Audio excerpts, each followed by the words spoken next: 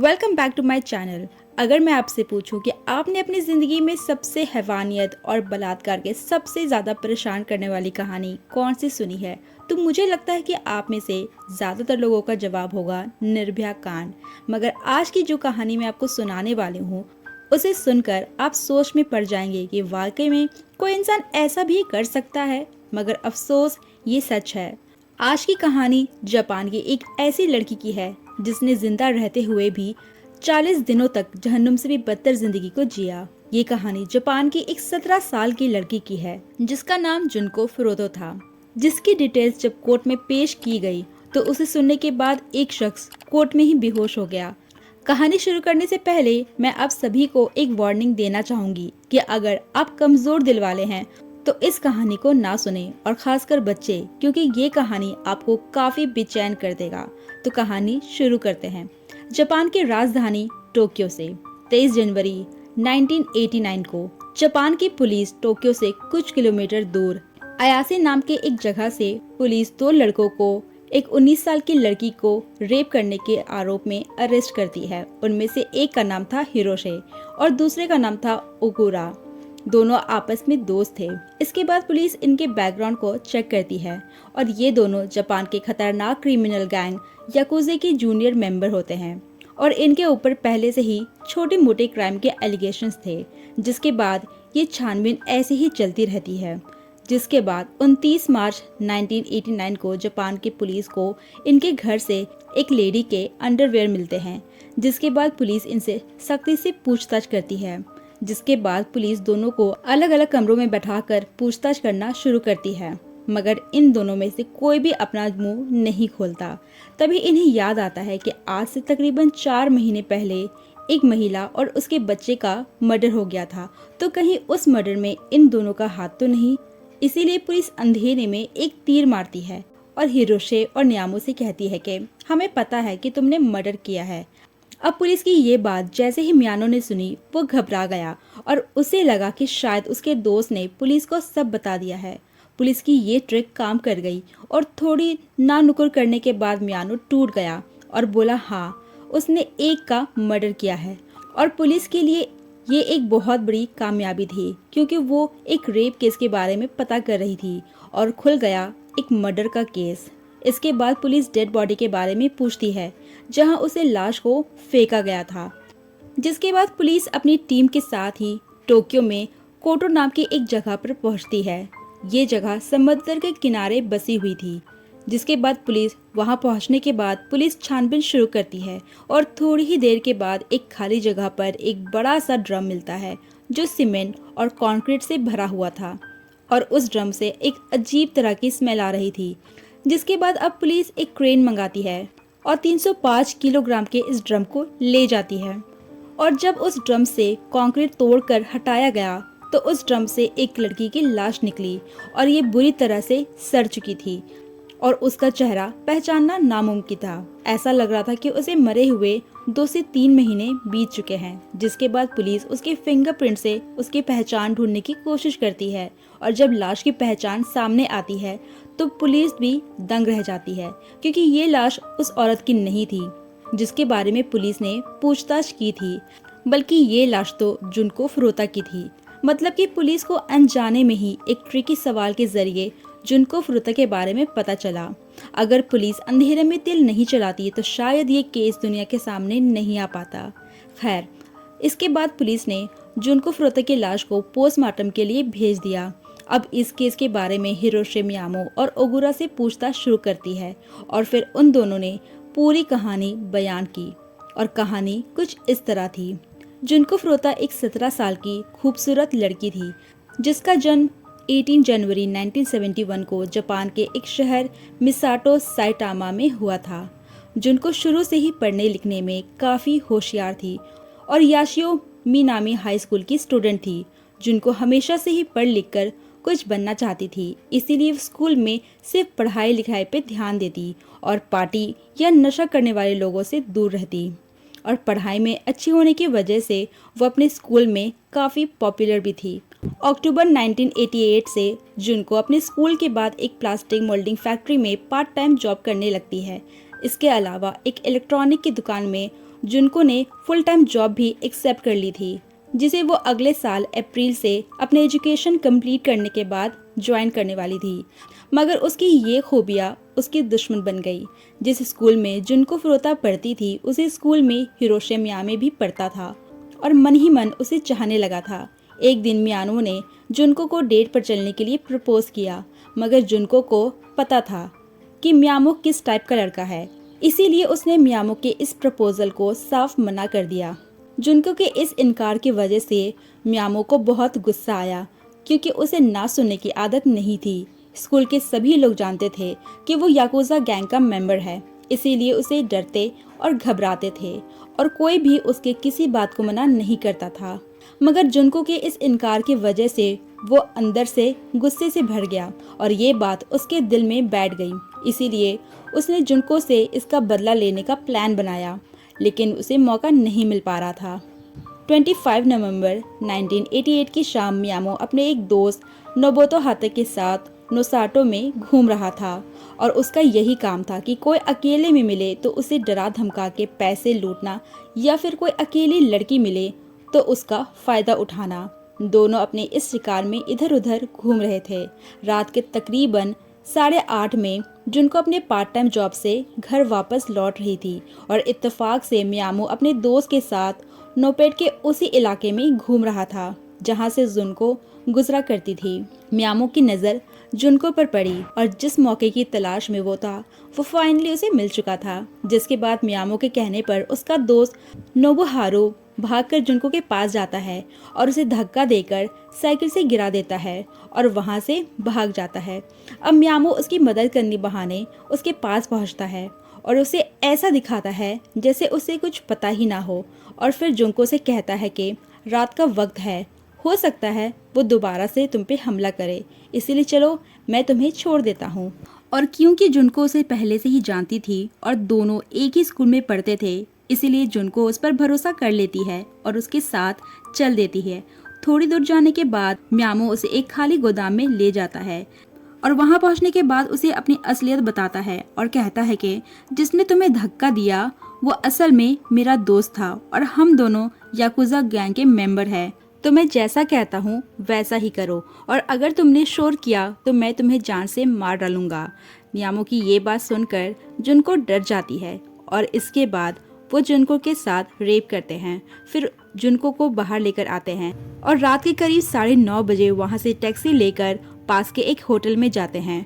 Hotel पहुँचने के बाद वहाँ पर एक बार फिर से जुनको के साथ रेप करते हैं और जब उनका मन भर जाता है तो वो होटल के कमरे से ही होबो मिनाटे के घर फोन करता है, जहाँ उसके दोस्त ओगुरा और यासुशी मौजूद थे और जो उसने जुनको के साथ किया उसे बड़ी शान से बताते हैं। मियानो की ये बात सुनकर उसका एक दोस्त उसे कहता है कि उसे अभी मत छोड़ना, हम थोड़ी ही देर में वहाँ पे पहुँचते हैं। इन सब में 25 नवंबर की तारीख बीत जाती है।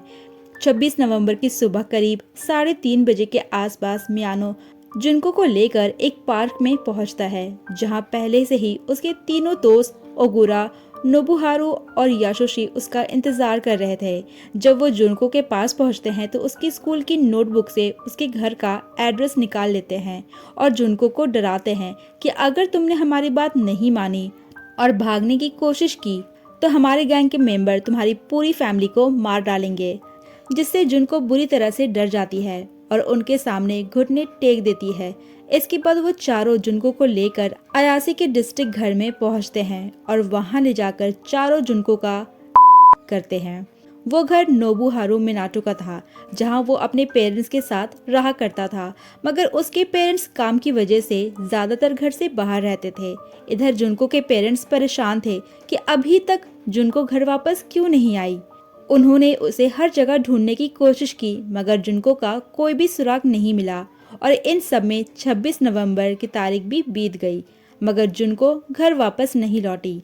27 नवंबर 1988 जुनको के पेरेंट्स पुलिस स्टेशन पहुंचते हैं और जुनको की मिसिंग रिपोर्ट दर्ज करवाते हैं और फिर पुलिस जुनको को ढूंढना शुरू करती है। उधर जैसे ही इन चारों को ये बात पता चलती है कि पुलिस जुनको को ढूंढ रही है तो उन्होंने जुनको को डरा धमकाकर उसके घर फोन करवाया और बुलवाया कि वो अपने दोस्त के साथ बाहर गई है और वो बिल्कुल ठीक है, इसीलिए वो पुलिस कंप्लेंट वापस ले ले। जुनको की ये बात सुनकर उसके पेरेंट्स को तसल्ली हो जाती है कि चलो हमारी बेटी ठीक है, इसीलिए उन्होंने पुलिस कंप्लेंट वापस ले ली।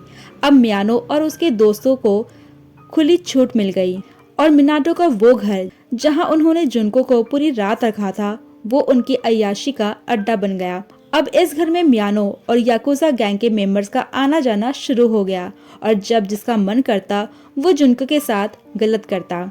जब मियानो के पेरेंट्स घर आते तो मियानो जुनको को फोर्स करते कि वो उसकी गर्लफ्रेंड बनने का नाटक करे। अब बेचारी जुनको के पास कोई भी ऑप्शन नहीं था, इसीलिए वो ऐसा ही करती। लेकिन कुछ वक्त बीतने के बाद मियानो के पेरेंट्स को पता चल गया कि आखिर वहाँ पे क्या हो रहा है। इसके बावजूद उन्होंने कुछ भी नहीं किया, क्योंकि उन्हें भी पता था कि मियानो याकुजा गैंग से जुड़ा है और दूसरा कि उनका खुद का बेटा मिनाटो भी इस जुर्म में शामिल है। इसीलिए उन्होंने पुलिस के पास जाने के बजाय चुप रहना सही समझा और फिर धीरे धीरे से ये गर्लफ्रेंड बॉयफ्रेंड का ड्रामा खत्म हो गया। अब जैसे जैसे वक्त गुजरता रहा, जुनको के ऊपर और भी ज्यादा जुल्म हो रहा था। ऐसा करते करते करीब 7 दिन बीत चुके थे और इन्होंने 7 दिनों में जुनको के साथ 100 से ज्यादा बार रेप किया। वो लोग ना ही उसे ढंग से खाना देते थे और ना ही पानी, और ना ही उसे पहनने के लिए कोई कपड़े देते थे। वो दिन भर उसे बिना कपड़ों के घर में रखते थे और याकुजा मेंबर के जो लोग भी वहाँ पे आते उनके सामने उसे ऐसे ही ले जाया जाता और उसे बहुत ही ज्यादा टॉर्चर किया जाता। उसे नचवाया जाता, उसे दारू पिलाया जाता और सिगरेट से जलाया जाता और दिसंबर की कड़ाके की ठंड में उसे बिना कपड़ों के ही बालकोनी में सुलाया जाता। और ये सब कुछ करने के बावजूद उन्होंने जुनको को नहीं छोड़ा। इसी बीच 9वें दिन बीत चुका था। एक बार जुनको किसी तरह फोन के पास पहुंच जाती है और पुलिस को कॉल लगा देती है और कॉल लग भी जाती है, मगर इससे पहले कि वो कुछ बोल पाती, मियानो वहां पे पहुंच जाता है और कॉल कट कर देता है। जुनको की कॉल करने की वजह से मियानो को बहुत गुस्सा आता है और वो जुनको को बुरी तरह से पीटता है और इससे भी उसका मन नहीं भरता तो वो सिगरेट जलाने वाली लाइटर का तेल उसके पैरों में डालता है और थोड़ा थोड़ा करके उसके पैरों को जला देता है ताकि वो वहीं रहे और वहां से भागने की कोशिश ना करे। इसके बाद आता है 16वां दिन। 16वें दिन में मिनाटो के घर पर 2 लड़के आते हैं। वो भी जुनको का रेप करते हैं, मगर उनमें से एक लड़का वहां से जाने के बाद ये बात अपने भाई को बता देता है और उसका भाई ये बात अपने माँ बाप को बता देता है। जब उसके पेरेंट्स को ये बात पता चलती है तो वो इसकी कंप्लेंट पुलिस में कर देते हैं। उनकी इस कंप्लेंट पर 2 पुलिस वाले मिनाटो के घर के दरवाजे तक पहुंच जाते हैं और इत्तेफाक से मिनाटो के पेरेंट्स उस वक्त घर में मौजूद थे और जब पुलिस इसके बारे में उससे पूछताछ करती है तो वो साफ मना कर देते हैं और वो कहते हैं कि यहाँ पे ऐसी कोई लड़की नहीं है। उनकी ये बात सुनकर पुलिस वाले को भी तसल्ली हो जाती है और वो वहाँ से चले जाते हैं। अगर उस दिन पुलिस वाले मिनाटो के पेरेंट्स की बात नहीं सुनते और घर की तलाशी ले लेते तो शायद आज जुनको जिंदा होती। ये सारी चीजें हो रही थी, दिन बीतता जा रहा था, मगर जुनको के ऊपर जुल्म कम नहीं हो रहे थे। एक एक दिन में उसके साथ कई बार रेप किया जाता था। कभी कभी तो उसके साथ एक दिन में 12 अलग अलग लोग रेप करते थे और पूरे दिन उसे पीटा जाता था। कभी कभी तो उसे हाथों से बांधकर लटका दिया जाता था और उसे पंचिंग बैग की तरह ट्रीट किया जाता था, जिसकी वजह से जुनको की नाक में इतना खून जम गया था कि वो सांस भी नहीं ले पा रही थी और वो चारों सिगरेट पीने के बाद अपने सिगरेट को उसके शरीर पे रगड़ के अपने सिगरेट को बुझाया करते थे और कभी कभी तो उसके प्राइवेट पार्ट से भी बुझाते थे और कभी तो मोमबत्ती जलाकर उसकी गर्म मोम उसके पूरे शरीर पर गिराते थे और ये तब तक करते रहते थे जब तक वो मोमबत्ती खत्म नहीं हो जाए। इवन उन्होंने लाइटर से जुनको के आंखों के पलकों को भी जला दिया था। उसे जबरदस्ती कॉकरोच खिलाया जाता और जबरदस्ती उसे खुद का पेशाब पिलाया जाता। यहाँ तक कि उन्होंने जुनको के लेफ्ट ब्रेस्ट के कुछ पार्ट्स भी काट दिए थे। उसके पूरे शरीर पर सुइयां भी चुभाई जाती थी। इतना सब कुछ करने के बावजूद उनका जी नहीं भरा और तो और कभी कभी तो उसके प्राइवेट पार्ट में रॉड को घुसा देते तो कभी बॉटल को। एक बार तो उन्होंने जुनको के प्राइवेट पार्ट में जलता हुआ बल्ब भी डाल दिया था। मतलब कि कोई इंसान इतना बड़ा दरिंदा कैसे हो सकता है, सोच के भी रूह कांप जाती है। पता नहीं जुनको ने ये सब कैसे सहा होगा। मुझे तो लगता है कि वो इंसान कहलाने के लायक ही नहीं थे। शायद ही उन्होंने जुनको के जिस्म का कोई भी ऐसा हिस्सा छोड़ा होगा जो जख्मी ना हुआ हो। 30वें दिन आते आते जुनको की हालत ऐसी हो गई थी कि उसे बाथरूम जाने के लिए भी जमीन पर रेंग कर जाना पड़ता था, जिसमें कभी कभी तो 1 घंटा लग जाता था। अब तक तो करीब 100 से ज्यादा लोगों ने जुनको के साथ 400 से ज्यादा बार रेप किया था। लगातार टॉर्चर की वजह से जुनको के ब्लैडर ने कंट्रोल खो दिया था, इसीलिए कभी कभी उसका बाथरूम पहुंचने से पहले ही उसका पेशाब निकल जाया करता था। उसके शरीर ने खाना पचाना भी बंद कर दिया था और वो पानी पीते ही उल्टी कर देती थी। और फिर उसे इसलिए भी पीटा जाता था कि आखिर उसने उल्टी क्यों की। कई बार तो जुनको ने उनसे खुद की मौत की भीख मांगी, मगर उन दरिंदों का दिल तब भी नहीं पसीजा। वक्त बीतने के साथ साथ जुनको के शरीर पर जो जख्म थे उसमें पस भरने लगा था, जिसकी वजह से उसके शरीर से बदबू आने लगी थी। इसी वजह से उन चारों का इंटरेस्ट उससे हटने लगा था, मगर उन्हें अपनी हवस मिटाने के लिए कोई और चाहिए था। इसीलिए वो चारों 27 दिसंबर 1988 की रात जुनको को मिनाटो के घर में छोड़कर बाहर निकलते हैं और करीब सुबह 2:30 बजे के आसपास एक 19 साल की लड़की को किडनैप करके उसे डरा धमका कर होटल ले जाते हैं और फिर उसके साथ भी गैंगरेप करते हैं। और जब उनका मन भर जाता है तो उसे छोड़ देते हैं। और ये वो लड़की थी जिसका रेप करने के इल्जाम में बाद में मियानो और उसके दोस्त को पकड़ा गया था, जिसके बारे में मैंने आपको शुरुआत में बताया। खैर, इसके बाद 1988 का साल बीत गया, फिर 1989 का साल आया। ये सब नए साल का जश्न मना रहे थे। इधर जुनको अपने मौत का इंतजार कर रही थी। 4 जनवरी 1989 को मियानो महजोंग नामी एक गेम खेल रहे थे, जहां पर ये सारे पैसे हार जाता है, जिसकी वजह से वो बहुत गुस्से में था। उसके बाद वो अपने घर पहुंचता है और अपना सारा गुस्सा जुनको पर उतारने लगता है और उसे बुरी तरह से पीटने लगता है। उसके बाद वो सभी मिलकर एक बार फिर से जुनको के ऊपर लात और घूंसे बरसाते हैं। जुनको का चेहरा सूजा पड़ा था, फिर भी उन दरिंदों ने उसके चेहरे पर मोमबत्ती की गर्म मोम गिरा दी, जिसके बाद उन्होंने सीधा जमीन पर जुनको को लिटा दिया और जो लोहे का डंबल होता है उससे सीधा जुनको के पैर पे, तो कभी पेट पे, तो कभी हाथ पर गिराने लगे। इसके बाद मियानो धीरे धीरे करके उसके पूरे शरीर पर लाइटर का तेल डालकर उसे किश्तों में जला रहा था। उसी रात तकरीबन 2 घंटों तक उन चारों दरिंदों ने उसके साथ ये दरिंदगी की। शुरुआत में तो जुनको ने अपने आप को बचाने की खूब कोशिश की, मगर थोड़ी देर के बाद उसने भी रिस्पॉन्स देना बंद कर दिया। एक तरह से वो जिंदा लाश बन चुकी थी। ये सब करने के बाद उन चारों ने जुनको को वहीं छोड़ दिया और फिर वहां से निकल गए। मगर उसी रात मियानो ने जो लाइटर का तेल उस पर डाला था वो कुछ ज्यादा ही डाल दिया था और लगातार 2 घंटे तक चले इस टॉर्चर को जुनको झेल नहीं पाई और 40वें दिन इस नर को झेलने के बाद 4 जनवरी 1989 को उसी रात जुनको की मौत हो गई। और मुझे लगता है कि अच्छा ही हुआ कि उस रात उसकी मौत हो गई, वरना बेचारी जुनको को और कितना सहना पड़ता। अब जब अगले दिन ये चारों घूम रहे थे तो मिनाटो का भाई घर पर मौजूद था और उसे जुनको के बारे में सब कुछ पता था। उसने उन चारों को फोन करके बताया कि जुनको ऐसी पड़ी हुई है, लगता है वो मर गई। यह खबर सुनते ही वो चारों भागे भागे मिनाटो के घर पहुंचते हैं और फिर चेक करके पता चलता है कि जुनको की मौत हो गई है। इसके बाद वो चारों मिलकर लाश को ठिकाने लगाने का प्लान बनाते हैं और फिर चारों मिलकर बॉडी को कंबल से लपेट देते हैं और फिर एक बड़े से बैग में रख के चारों तरफ से टेप लगा देते हैं। इसके बाद एक बड़े से 55 लेगन का तेल का एक खाली ड्रम लाते हैं और फिर उस बैग को जिसमें जुनको की लाश थी उसे इस ड्रम में डाल देते हैं और इसके बाद वो कंक्रीट और सीमेंट के गीले मसाले को उसमें भर देते हैं।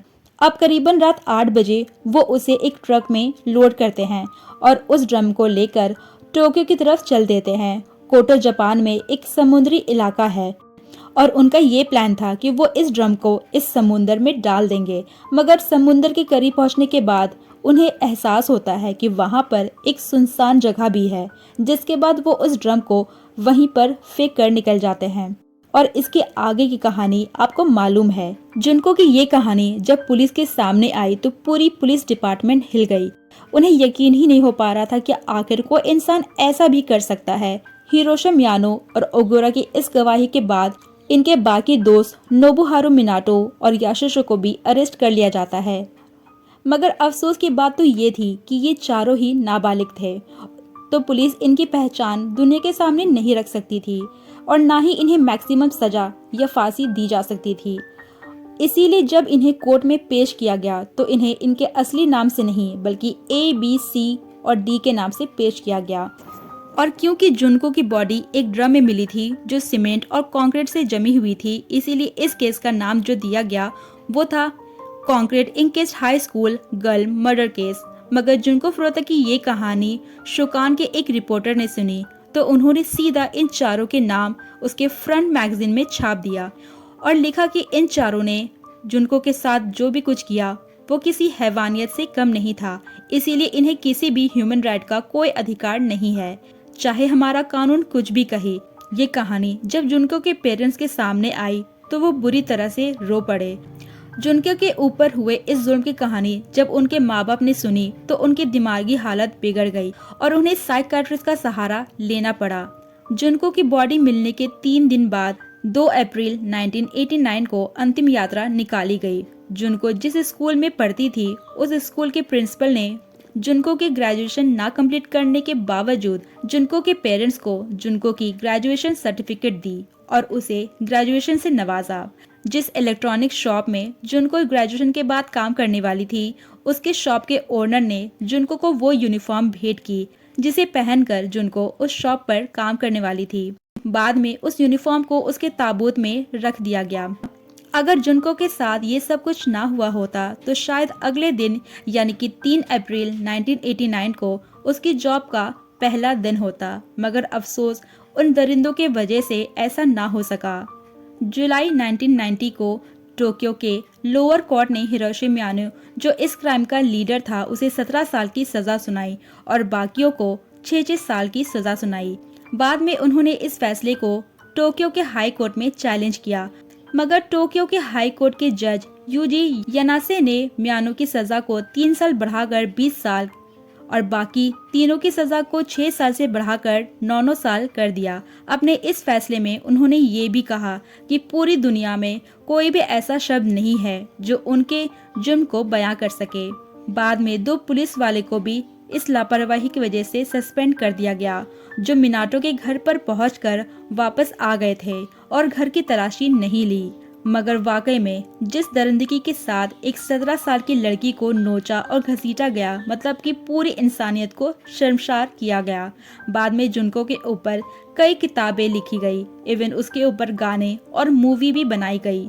कोटो जापान में जिस जगह में बॉडी मिली थी वहाँ एक मेमोरियल बनाया गया और उस पूरी जगह को बकाशो नामी एक पार्क में तब्दील कर दिया गया। अगर आप आज भी टोक्यो जाएं तो उस पार्क को देख सकते हैं। तो ये थी जुनको फुरुता की दर्दनाक कहानी। हम फिर मिलेंगे अपने नेक्स्ट वीडियो में। Till then bye bye.